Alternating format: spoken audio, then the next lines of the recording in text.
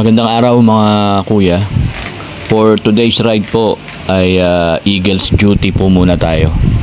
Meron tayong nakaschedule na charity sa Bahay Aruga.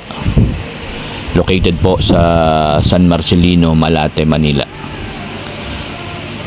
Actually, ang Bahay Aruga po ay tumutulong sa mga batang mga cancer patient.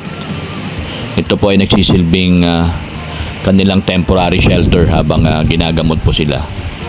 And nagpo-provide na rin po sila ng makakain ng mga bata. Ang aming pong grupo ay magsasagawa po ng charity wherein tayo po ay mamimigay ng o magbibigay ng pagkain sa mga bata. Siguro para po sa lunch nila. Then meron din pong mga grocery items na ibibigay po natin sa foundation. So, tayo po ay nandito ngayon sa Gatchalian, sa Las Piñas, Gatchalian Subdivision. And papunta na po tayo sa San Marcelino, Manila. Magandang hapon po mga kuya. And samahan mo po kami sa aming charity.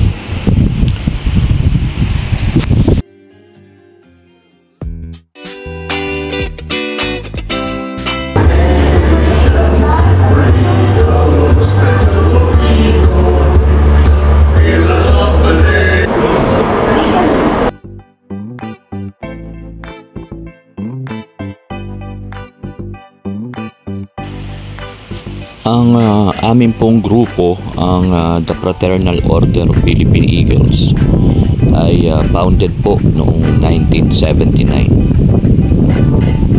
Kami po ay isang socio-civic organization na meron pong guiding principles na service through strong brotherhood.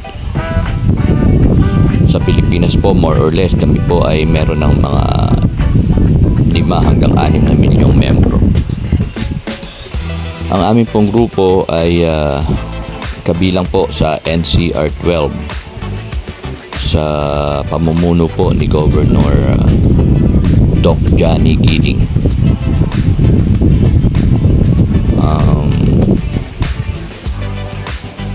Ang aming pong club ay ang matatag Empire Eagles Club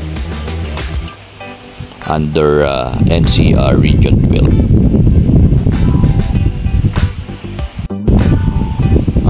Kami po ay nagsasagawa ng mga charity sa mga komunidad o mga mas nangangailangang sektor ng lipunan.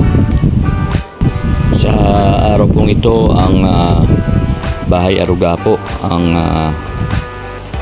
napili ng aming club na tulungan na tumutulong din po sa mga batang may cancer.